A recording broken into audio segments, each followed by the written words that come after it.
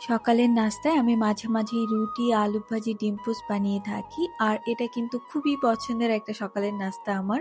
গতকালকে আমার হাসব্যান্ড অফিসের কাজ শেষ করে বাসায় আসতে অনেক বেশি লেট করেছে, তাই ভাবলাম সে যেহেতু ঘুমাচ্ছে আমি এদিকে আমার সকালের নাস্তাটা বানিয়ে ফেলি। প্রতিদিন কিন্তু আমার সকালের নাস্তা বানানো হয় না, কারণ সকালে বাইরে থেকে যে খাবার আনা থাকে তাই কিন্তু আমরা সকালে ব্রেকফাস্ট করে ফেলি। তবে আমার হাসব্যান্ড যদি দেরিতে অফিসে যায় সেদিন কিন্তু আমি সকালের নাস্তাটা বাসাতেই বানাই।